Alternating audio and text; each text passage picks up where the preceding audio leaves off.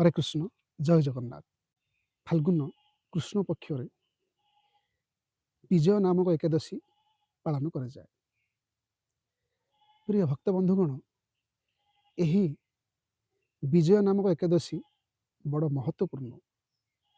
जो माने यह एकादशी पालन करती से माने सर्वत्र सर्वदा विजय प्राप्त करते। यह स्वयं परम ब्रह्म श्रीकृष्ण को युधिष्ठिर महाराज पचारुछंती, हे कृष्ण, यह विजय एकादशी किए करथिला और कहीं करथिले यार महात्मा कहतु। भगवान कृष्ण कहते यही कथा पुणी देवर्षि नारद पितामह ब्रह्मा को कही। ब्रह्मा कहते हे नारद, यही विजय नामक एकादशी भगवान स्वयं रामचंद्र पालन करते। यही एकादशी करने द्वारा इहलोक और परलोक विजय मिलता है।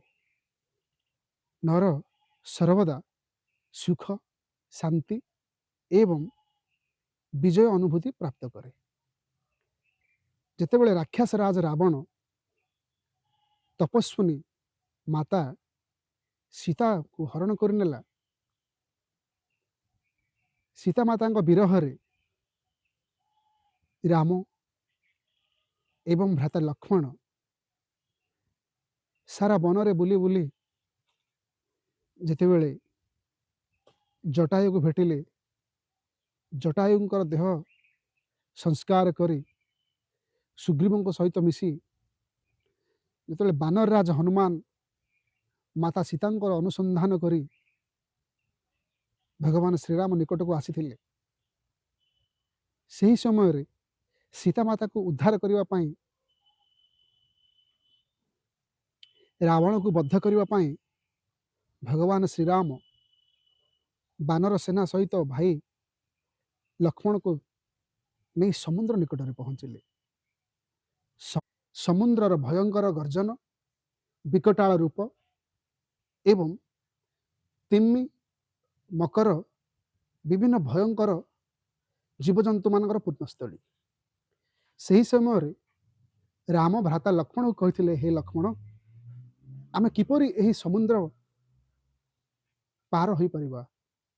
सेतेबेले लक्ष्मण कहते, हे भ्राता, एही दीपरे बकदा लभ्य नामक ऋषि जणे रहउछंती। से आमको निश्चय एही समुद्र पार संतरणर उपाय कही परिबे। श्रीराम लक्ष्मण दुहे सही बकदा लभ्य ऋषि निकट को जाई कही। जेतेबेले स्वयं एही ऋषि श्रीराम को कही जे तुमे एही विजय नामक एकादशी पालन कले तुमे निश्चय लंका विजय प्राप्त करी इस समुद्र पार हो पारिबो। स्वयं भगवान श्रीराम लक्ष्मण एही विजय नामक पंक उद्धार एकादशी करथिले। तेणुक हे भक्त मान, आपण माने भी एही एकादशी व्रत पालन करंतु। निश्चय आपणकर सर्वदा सर्वत्र विजय सुनिश्चित। हरे कृष्ण जय जगन्नाथ।